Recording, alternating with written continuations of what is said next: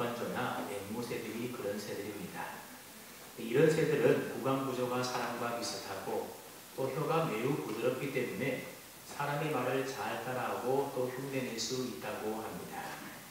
물론 구간조가 또는 앵무새가 하는 말이 단순히 소리내는 것에 불과하기 때문에 새들이 말을 한다고 해서 그 말이 무슨 뜻인지 알고 하는 말은 아마 아닐 것입니다.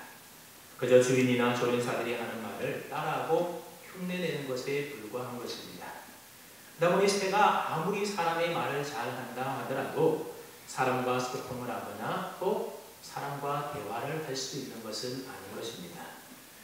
사도행전 19장에 보면 사도 바울이 에베소에서 목회를 할 때에 놀라운 하나님의 능력들을 많은 사람들에게 선보이게 됩니다. 그러다 사도 바울을 흉내내는 사람들이 많이 생겨나게 되었습니다. 그 중에 제사장 스게와의 7 아들들도 사도 바울을 흉내내게 됩니다.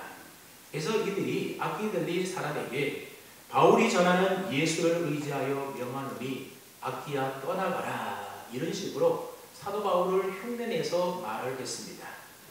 스게와의 아들들이 이처럼 바울을 흉내내자 어떤 일이 일어나게 됩니까? 정말로 바울이 했던 것처럼 하나님의 놀라운 능력이 나타나서 악기가 떠났겠습니까? 그렇지 않았다는 겁니다. 오히려 악한 영이 이 스게와의 아들들에게 이렇게 말하는 겁니다. 내가 예수도 알고 바울도 알거니와 너희는 누구냐? 그러면서 악기 들린 사람이 그들에게 뛰어올라서 눌러버렸습니다. 그냥 그들이 상하게 되었고 깜짝 놀라서 벌거벗은 몸으로 다들 도망치게 됩니다. 여러분, 왜 이런 일들이 일어나게 되었습니까? 진짜와 흉내내는 가짜는 분명히 다르기 때문에 그렇습니다. 똑같이 예수님을 믿고 똑같이 교회를 다닌다 하더라도 대충 예수 믿는 사람과 믿음의 깊이가 제대로 되어 있는 사람 사이에는 엄청난 차이가 있게 마련인 것입니다. 여러분, 진정한 믿음은 흉내낼 수 있는 것이 아닙니다. 흉내내는 것 가지고는 결코 악한 영이 떠나갈 수가 없습니다. 가짜로 흉내여서는 죄의 문제를 극복할 수가 없고 세상을 변화시켜 나갈 수도 없는 것입니다. 그래서 예수님께서는 예수님을 따르는 제자들이 세상을 이기는 진짜 믿음, 깊은 믿음의 자리에 이르기를 언제나 간절히 원하셨습니다. 오늘 본문에 보면 제자들을 향한 예수님의 이러한 간절한 바람이 담겨져 있는 것을 보게 됩니다. 오늘 본문에 보시면 예수님께서 제자들과 함께 베세다라는 곳으로 가게 되었습니다. 그때 사람들이 맹인 한 사람을 데리고 예수님께 나와서 예수님께 만져주심을 기대하면서 고쳐주기를 요청하게 됩니다.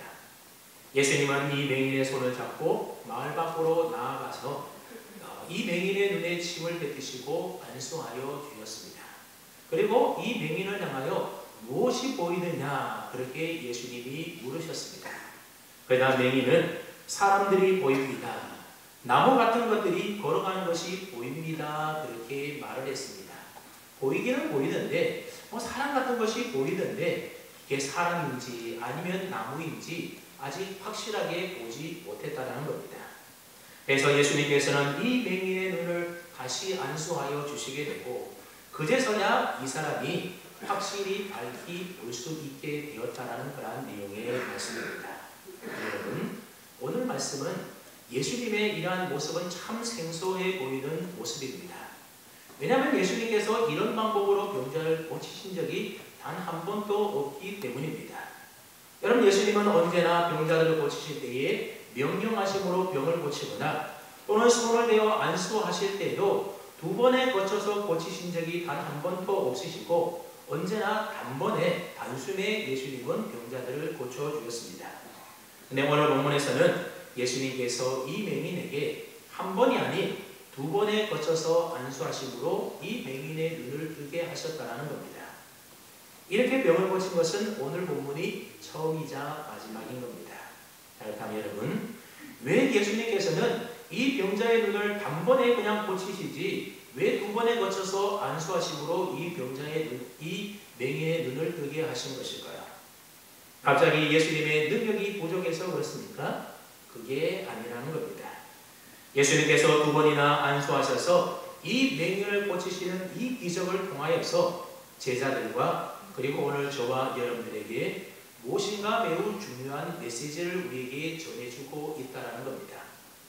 해당의 오늘 본문을 통하여 예수님께서 저와 여러분들에게 전해주시고자 하시는 그 중요한 메시지라는 것이 도대체 무엇이겠습니까? 우선 우리가 마가복음을 읽어보게 되면 예수님의 제자들이 등장하게 되는데 이 예수님의 제자들의 모습을 우리가 가만히 보게 되면 예수님의 제자들은 참 착하고 또 순종적인 사람이었다는 것을 우리가 알 수가 있습니다. 하나같이 예수님께서 그들을 향하여 너는 나를 따라오너라 그렇게 말씀하셨을 때에 이 말씀을 듣고 곧바로 예수님을 따르게 됩니다. 여러분 베드로와 안드레가 예수님이 나를 따라오너라 내가 너희를 고기 낚는 어부가 되게 해주겠다라고 말씀하셨을 때에 그들은 그물을 다 내버려 두고 즉시 예수님을 따랐다는 것입니다. 그리고 조금 더 가서 요한과 야고보도 아버지의 큰 꿈들을 배와 함께 다 버려두고 즉시 예수님을 뒤따르게 됩니다. 그리고 세간에 앉아있던 마태 레위도 세리를 그만두고 즉시 예수님을 뒤따랐습니다. 여러분들과 이러한 제자들의 모습을 보게 되면 제자들은 참 착하고 순종적인 사람이다라는 것을 알 수 있지 않습니까? 하지만 제자들이 아무리 착하고 순종적인 사람이었다 하더라도 때때로 성경을 보면 예수님에게 책망받는 모습을 우리가 발견할 수 있습니다. 왜냐하면 예수님이 하신 말씀과 또 예수님이 행하신 일들에 대하여 제자들이 진정한 의미를 제대로 잘 깨닫지 못했기 때문에 때로는 너희가 이것도 알지 못하느냐 그런 식으로 예수님께 꾸지람과 책망을 들을 때가 있었다는 겁니다. 또한 그들이 믿음이 적었기 때문에 예수님께 책망 듣는 일들도 있었습니다. 마가복음 4장에 보게 되면 예수님께서 우리가 잘 알고 있는 씨 뿌리는 비유의 말씀을 하셨습니다. 그때 제자들이 예수님을 향하여 이 비유의 뜻이 무엇입니까? 그렇게 예수님에게 묻습니다. 그때 예수님께서 이 제자들 향하여 무엇이라고 말씀하셨는가 하면 너희가 이 비유도 알아듣지 못하면서 어떻게 모든 비유를 알겠느냐 그렇게 말씀하십니다. 즉 지금 내가 말한 이 비유는 가장 쉬운 비유인데 너희가 이것도 제대로 이해하지 못한다고 한다면 앞으로 내가 너희에게 이야기하는 이 모든 비유들을 너희가 어떻게 이해할 수 있겠느냐 그런 식으로 제자들의 무용적 무지함에 대하여 예수님이 안타까워하시면서 책망하신 말씀이 나오게 됩니다. 그리고 계속해서 마가복음 4장에 읽어보게 되면 예수님께서 제자들과 함께 배를 타고 가다가 큰 풍랑을 만나는 장면이 나오게 됩니다. 그때 제자들은 벌벌벌 떨면서 무서워하면서 겨우 예수님을 깨우게 됩니다. 그때 예수님께서는 바람과 바다를 잠잠하게 하신 이후에 제자들에게 뭐라고 말씀하셨는가 하면 왜 무서워하느냐 아직도 믿음이 없느냐 제자들의 믿음 없음에 대하여 예수님이 책망하셨습니다. 그리고 오늘 본문에 기록된 마가복음 8장을 읽어보게 되면 마찬가지로 제자들에 대하여 책망하는 내용의 말씀이 기록되어 있습니다. 마가복음 8장 1절부터 읽어보게 되면 예수님께서 떡 7개와 물고기 2마리로 4,000명을 먹이신 놀라운 기적의 사건이 나옵니다. 그리고 10절에 보면 예수님께서 그 놀라운 일을 행하신 다음에 달마누다 지방으로 가게 됩니다. 그런데 그 지방에서 바리새인들이 예수님께 나와서 예수님을 향하여 한 가지 요청을 하는데 무슨 요청을 하는가 하면 하늘로부터 오는 표적을 예수님에게 구하게 됩니다. 지금까지 예수님께서는 한두 번 놀라운 하나님의 표적을 행하신 것이 아님에도 불구하고 이들은 예수님을 시험하기 위하여 하늘로부터 오는 표적을 구했다라고 하는 겁니다. 이때 예수님께서는 깊이 탄식하시면서 뭐라고 말씀하시는가 하면 어찌하여 이 세대가 표적을 구하느냐 내가 진실로 너희에게 이르노니 이 세대에 표적을 주지 아니하리라 예수님께서 표적을 주지 않겠다라고 말씀하십니다. 그래서 예수님께서는 다시 제자들과 배를 타시고 갈릴리 바다 건너편으로 다시 돌아오게 됩니다. 근데 예수님께서 돌아오는 그 배 안에서 제자들을 향하여 뭐라고 말씀하시는가 하면 삼가 바리새인의 누룩과 헤롯의 누룩을 주의하라 그렇게 말씀하셨습니다. 여러분 예수님의 이 말씀은 제자들을 깨우치기 위한 예수님이 하신 말씀인데, 쉽게 말하면 누룩과 같이 퍼져나가는 바리새인들의 잘못된 생각이라든지 그들의 거짓된 교훈에 대하여 주의 깊게 살피고 조심하라라는 의미로 예수님께서 이 말씀을 하셨던 겁니다. 여러분, 예수님의 이 말씀을 들었던 제자들의 반응이 어떠했다라는 겁니까? 바리새인의 누룩을 주의하라고 하는 것은 바리새인들의 악한 생각과 그들의 가르침을 조심하라는 의미였는데, 예수님의 제자들은 이 말씀을 잘못 이해했다라는 겁니다. 16절 말씀을 한번 보십시오. 16절 말씀은 제가 세 번역 성경으로 한번 읽어드릴 테니까는 한번 잘 들어보시기 바랍니다. 제자들이 서로 수군거리거늘 우리에게 빵이 없어서 그러시는가 보다 하였더라. 여러분, 지금 예수님께서는 빵에 관하여 이야기하고 있는 것이 아니었습니다. 바리새인들의 저 악한 생각에 관하여 예수님께서 조심하라고 말씀하시는데, 지금 제자들은 어떤 생각을 했다라는 겁니까? 예수님이 지금 배가 고프신가? 우리에게 빵이 없는 것을 어떻게 하시고 예수님께서 누룩에 관한 얘기를 하시지? 그런 생각을 했다라는 겁니다. 그러니 지금 제자들의 영적 상태가 참으로 심각한 지경인 겁니다. 예수님께서 하신 말씀에 대하여 그들은 조금 더 제대로 이해하지 못하였고, 단지 먹을 것에 관한 문제로, 육신적인 문제로 걱정을 하고 있는 겁니다. 이런 제자를 향하여 예수님께서 책망하시면서 말씀하시는데, 너희가 어찌 떡이 없으므로 수군거리느냐? 아직도 알지 못하며 깨닫지 못하느냐? 어찌 너희 마음이 이렇게 둔하냐? 너희가 눈이 있어도 보지 못하며 귀가 있어도 듣지 못하느냐? 또 기억하지 못하느냐? 예수님이 제자들을 향하여 그들이 깨닫지 못함에 대하여 이런 식으로 책망하셨습니다. 그리고 이런 일이 있고 난 다음에 오늘 본문에 나오는 맹인을 고친 이야기가 기록되어 있습니다. 그리고 맹인의 눈을 치료하고 난 다음에 예수님께서는 빌립보 가이사라라고 하는 지방으로 가게 됩니다. 그리고 그 가는 길에서 예수님은 제자들에게 아주 중대한 질문을 하게 됩니다. 29절 말씀을 보십시오. 너희는 나를 누구라 하느냐? 여러분, 예수님의 이 물음은 마치 이와 같은 질문을 하는 것과 똑같습니다. 야, 이거 큰일 났구나. 뭔가 처음부터 다시 따져서 제자들에게 물어봐야 되겠다. 과연 너희들은 나를 누구로 알고 있느냐? 너희는 내가 누구인지를 알고 지금 나를 따라다니느냐? 그렇게 예수님이 제자들에게 물었던 겁니다. 그때 베드로가 무엇이라고 대답합니까? 주는 그리스도이십니다. 마태복음 16장 16절 말씀에 보면 똑같은 본문의 말씀이 나오는데, 거기에는 주는 그리스도시요 살아계신 하나님의 아들이십니다. 그렇게 대답을 했습니다. 그리고 예수님은 이 대답을 들으시고 조금 안심하셨는지 앞으로 예수님께서 당하실 많은 순환과 죽음에 대한 예고의 말씀을 제자들에게 비로소 하셨습니다. 그리고 예수님을 따르는 참된 제자의 모습이 어떠한지에 대하여 제자들에게 가르쳐 주었는데, 그것은 한마디로 말하면 자기를 부인하고 자기 십자가를 지고 예수님을 따르는 삶이라고 예수님이 가르쳐 주게 됩니다.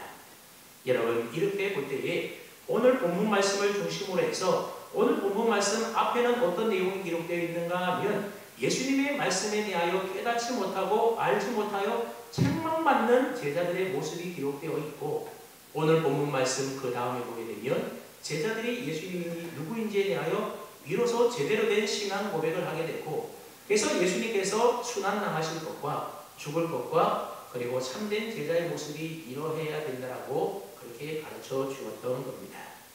쉽게 말하면 오늘 본문이 기록되어 있는 이 마가복음 8장의 주제는 뭔가 하면, 예수님께서 제자들을 온전한 믿음으로 세우기 위한 하나의 프로젝트다, 그렇게 볼 수가 있는 겁니다. 그 중심이 되는 사건이 어디냐? 책망받고 알지 못하던 제자들이 갑자기 예수님을 제대로 고백하는 변화되는 사건이 바로 오늘 본문의 말씀이라고 하는 겁니다. 그러니까 지금 제자들의 관심은 제자들의 믿음이 어설픈 믿음이 아닌 확실한 믿음으로 세워가는 데 예수님의 모든 관심이 있었던 겁니다. 그리고 예수님께서 이렇게 제자들의 믿음을 바로 세워가는 과정 가운데 오늘 본문의 사건이 기록되어 있습니다.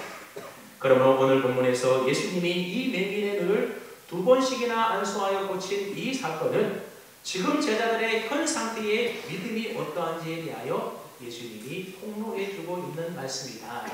그렇게 볼 수가 있습니다. 여러분, 첫 번째 안수하여 눈을 뜬 맹인의 상태가 어떠했습니까? 보기는 보지만 무엇인가 분명하게 제대로 보지 못하는 그런 상태였다라고 하는 겁니다. 눈은 떴지만 보지 못하는 상태. 예수님을 만나기는 했지만 무엇인가 예수님에 대하여 제대로 밝히 알지 못하는, 어떻게 보면 어중간한 믿음의 상태가 바로 지금 제자들의 믿음의 상태였다라고 하는 겁니다. 네, 오늘 본문을 다시 한번 읽어보는데 24절 말씀을 우리 한번 다시 한번 읽어봅니다. 24절입니다. 시작.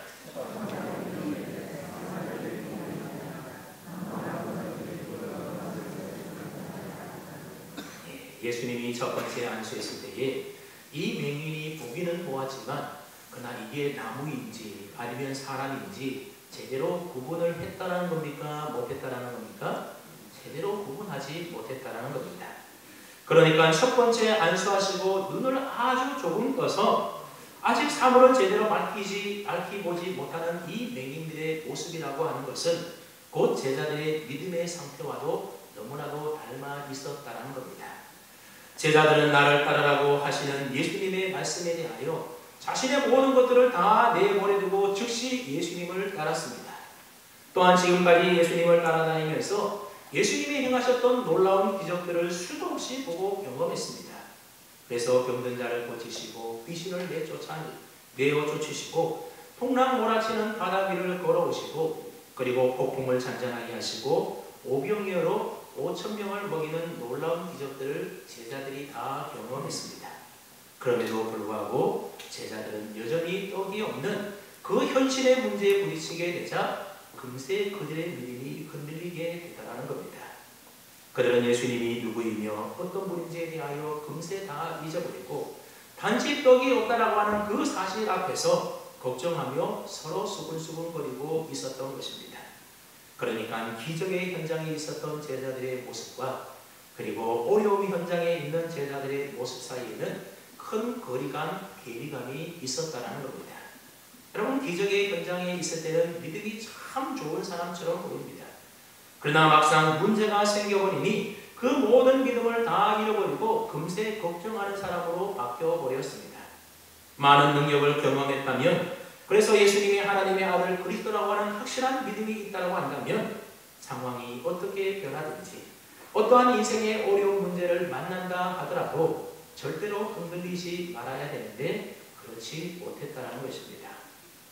현실적인 걱정과 문제 앞에 예수님에 대한 믿음은 어디로 간지 다 사라져버리고 밝히 보이지 못하는 믿음으로 전락되어서 여전히 걱정, 의심, 염려 속에 살아간다는 겁니다.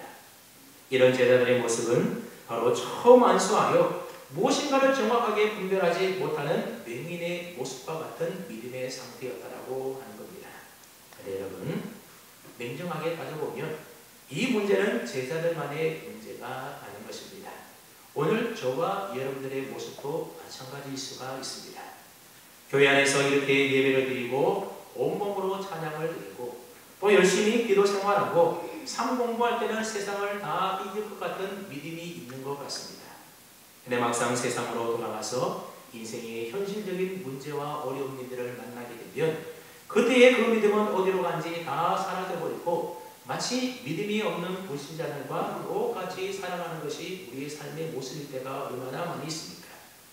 바로 이러한 상태가 첫 번째 안수하여 눈을 뜬 맹인의 상태, 즉 어중간한 믿음의 상태라고 하는 것입니다. 예수님을 안 믿는 것도 아니고 제대로 믿는 것도 아닌 상태인 것입니다. 예수님을 믿겠다고 교회 나오지만 여전히 세상을 버리지 못하고 한 발은 주님께로 한 발은 세상에 두고 온중간한 상태로 있는 그런 모습을 말하는 것입니다.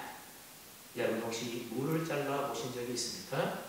무는 밑부분은 초록색인데 아랫부분은 하얀색입니다. 하지만 여러분, 당근은 어떻습니까? 당근은 윗부분도 아랫부분도 모두 다 붉은색입니다. 진정한 그리스도인은 무 같은 사람이 아니라 어디를 잘라보더라도 그 단면이 다 그리스도인인 맹인과 같은 사람이어야 하는 것입니다.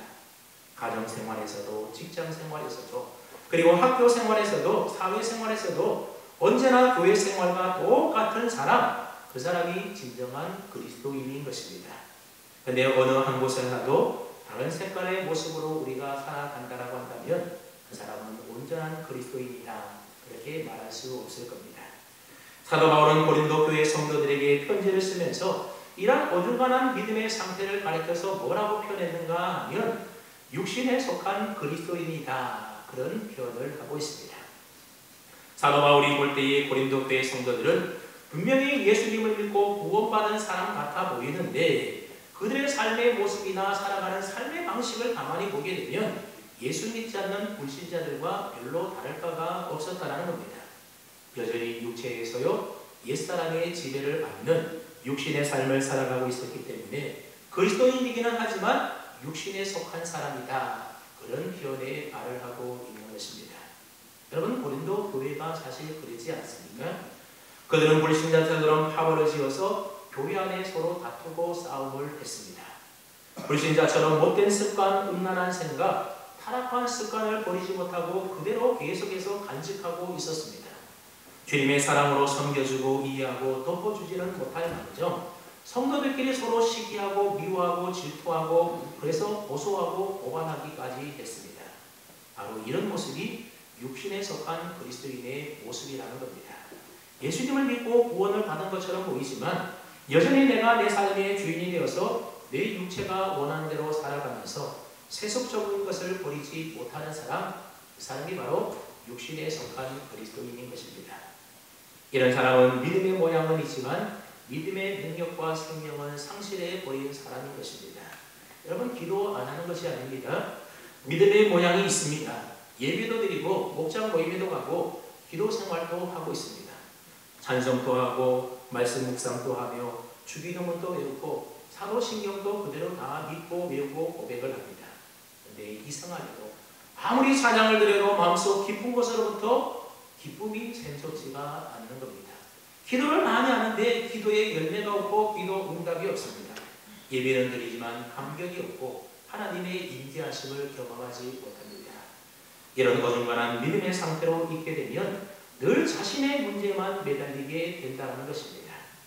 그래서 온전히 주님을 위하여 헌신하는 삶을 살지 못하게 되는 것입니다.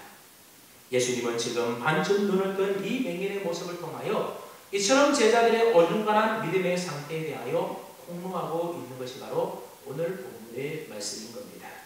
지금 너희들의 믿음의 상태가 꼭 이 맹인과 같지 아니하냐, 그런 도전을 예수님이 던지고 있는 것입니다. 오늘 저와 여러분들은 어떻습니까? 오늘도 예수님의 이 말씀을 좀 심각하게 받아들일 필요가 있습니다. 설교 서론에서 말씀드렸던 것처럼 여러분, 우리의 신앙은 흉내내는 것으로는 안 된다는 겁니다. 진짜가 아니고서는 악한 영들과 싸워서 절대로 이겨낼 수가 없는 것입니다. 눈을 뜬 것도 아니고 안 뜬 것도 아닌 온중한한 상태로는 사물을 온전히 제대로 바라볼 수가 없는 것입니다. 우리는 눈을 부릅뜨고 밝히 볼 수 있어야 됩니다.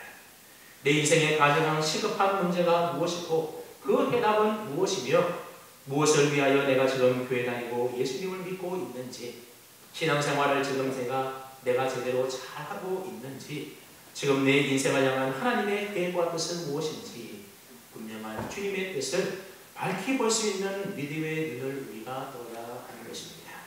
그렇지 않고서는 우리가 온전한 그리스도인이 될 수가 없는 겁니다. 여러분, 우리가 어떻게 하면 어중간한 믿음을 밝히 보이는 믿음으로, 불확실한 믿음이 확신에 찬 믿음으로 우리가 변화시켜 나갈 수가 있겠습니까? 그것은 무엇보다도 우선적으로 정직한 자기 발견이 있어야만 하는 겁니다. 즉 내게 영적인 갈망과 사모함이 있는가 없는가, 그것을 먼저 살펴보고 정확하게 나 자신을 진단해보고, 만약 내게 하나님의 은혜를 사모하는 마음, 영적으로 갈망하는 갈급함이 우리 가운데 없다라고 한다면 그러한 마음을 가질 수 있도록 회복하는 것이 우선적으로 되어야 하는 것입니다. 오늘 본문에 보면 이 맹인이 처음부터 내가 예수님께 나아가서 내 눈을 고침받아야겠다, 그런 생각을 가지고 자신이 자발적으로 예수님께 찾아 나왔던 것이 아닙니다. 예수님에 관한 소문을 들은 사람들이 이 맹인을 데리고 예수님에게 데리고 나왔던 것입니다. 그러니까 여러분, 맹인의 마음속에는 주님을 만나고 싶은 간절한 열망이나 또는 갈급함이 사실 그다지 많지 않았다는 겁니다. 근데 우리가 알고 있듯이 예수님께 나왔던 많은 사람들의 공통점이 무엇이었습니까? 그들은 모두 다 예수님을 만나고 싶은 간절한 열망과 또 갈급함이 그들 가운데 있었다는 겁니다. 여러분, 12의 혈루증을 앓았던 여인을 보십시오. 부정한 여인으로 많은 예수님 앞에 나아간다는 것이 쉽지 않았지만 내가 예수님의 옷자락만 붙잡아도 나올 수 있다는 그 믿음을 가지고 예수님에게 나아갔을 때에 그의 혈류의 근원부터 깨끗하게 나음을 입는 그러한 은혜를 입었던 것 우리가 잘 알지 않습니까? 수로 보니게 여인은 또 어떻습니까? 예수님에게 이처럼 취급받는 그러한 모욕을 당했음에도 불구하고 끝까지 포기하지 않고 자신의 딸을 위하여 예수님에게 매달리고 간청함으로 그의 딸이 귀신 들림으로부터 고침받았던 것들을 우리가 잘 압니다. 여러분, 삭개오도 마찬가지입니다. 예수님은 그들의 간절한 갈망과 믿음을 보시고 그들의 삶의 문제를 해결해 주셨던 것입니다. 그런데 이 맹인은 아직 그런 간절한 갈망과 갈급함이 준비되어 있지 않았던 것입니다. 어쩌면 예수님은 첫 번째 안수하신 후에 이 맹인이 아마 조금이나마 희미하게 볼 수 있게 되었을 때에 그것을 통하여 이 사람 마음속에 믿음이 생겨나기를 기다리셨는지도 모릅니다. 그래서 일단 안수하시고 난 이후에 이 맹인을 향하여 무엇이 보이느냐 그렇게 예수님이 물으셨던 것입니다. 예수님이 안수하시자 맹인의 눈에 뭔가가 보이기 시작했습니다. 그러면서 이 맹인의 마음속에는 예수님에 대한 믿음과 기대감이 아마 생기지 않았겠습니까? 야, 뭔가가 보이는구나. 이분이라면 정말로 내 눈을 고쳐줄 수 있겠구나. 바로 이분이 그동안 소문으로만 들어왔던 하나님의 아들 그리스도시구나. 라는 이러한 믿음과 기대와 열망과 갈급함이 이 사람 마음속에 아마 조금씩 생겨나게 되었을 겁니다. 그렇습니다. 이 사람이 처음에는 마지못해 억지로 끌려 나왔을지라도 예수님을 만나고 예수님이 그의 눈을 안수해 주시게 되자 이 사람의 마음속에 예수님에 대한 믿음이 생겨나게 되었던 것입니다. 아마 여러분들 가운데도 이런 분들 있지 않습니까? 주로 모태신앙으로 자란 분들 가운데 보면 아무 생각 없이 어릴 때부터 습관적으로 교회를 다니는 분들이 많이 있습니다. 내 의지로 교회를 다니기 시작한 것이 아니었습니다. 그러다 보니 신앙에 큰 흔들림은 없지만 신앙의 깊이가 부족한 경우들이 많이 있습니다. 뭔가 믿음에 대하여 신앙에 대하여 알 것 같기는 한데 영적인 갈망이나 열정을 가지고 전심을 다하여 헌신하는 경우들이 매우 드뭅니다.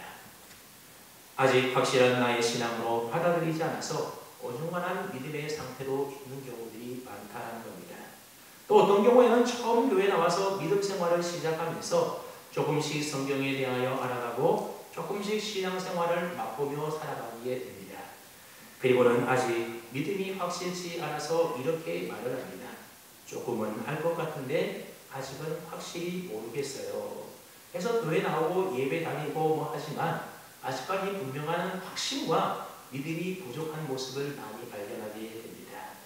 이런 아직도 어린아이와 같은 어중간한 믿음의 상태로 신앙생활을 하고 있는 겁니다.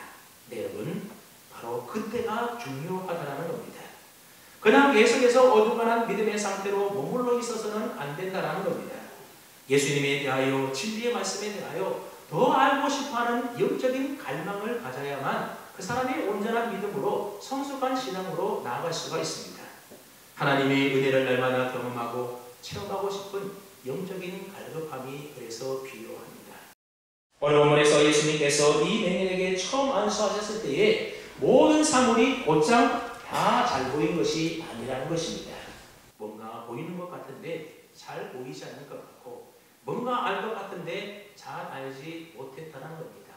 오늘 우리의 신앙 상태가 그럴 수가 있습니다. 근데 그때가 아주 중요하다는 것입니다. 어중간한 상태 그 자리에 계속해서 머물러 있어서는 안 되고 내가 어떠한 상태인지 분명히 깨달아 알아야 됩니다. 그리고 예수님과 하나님을 더 깊이 알고 싶은 열망, 더 깊이 체험하고 싶은 갈급함이 우리에게 있어야 하는 겁니다. 우리는 단지 주님의 제자들처럼 예수님은 참 놀라운 분이야, 그 정도 수준에 머물러서는 안 된다는 겁니다.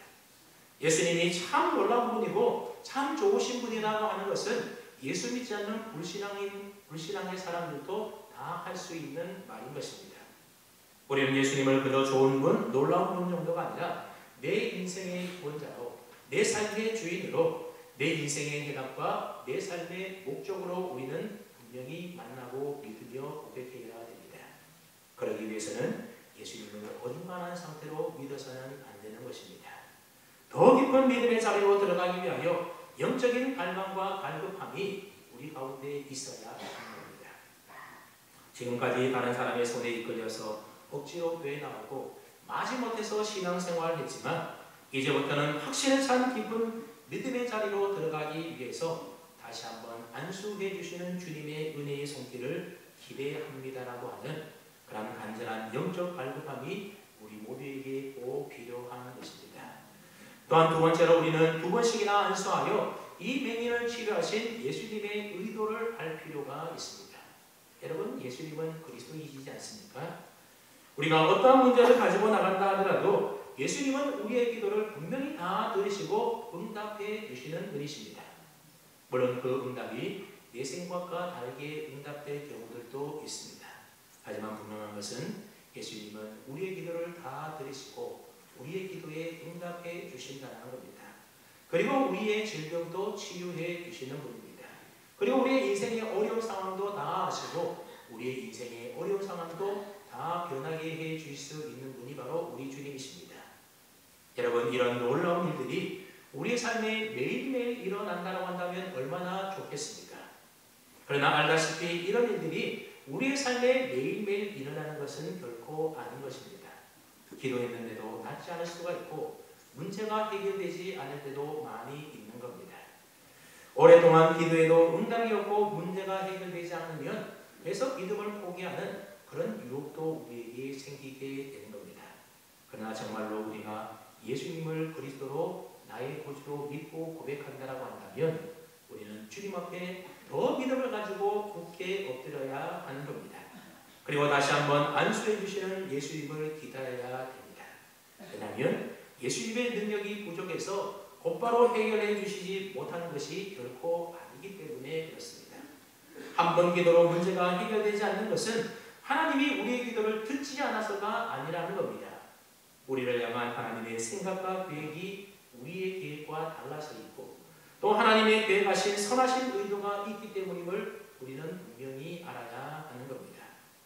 여러분, 만약 우리가 한 번 기도했더니 그 기도가 이루어졌다라고 한번 생각을 해 보십시오. 한 번 기도했더니 병이 나았습니다. 한 번 기도했더니 상황이 완전히 변하게 되었습니다. 그리고 물론 우리는 하나님을, 예수님을 참으로 놀랍게 여길 것입니다. 그러나 다른 한편으로는 예수님은 단지 문제 해결자로만 여기게 된다는 것입니다.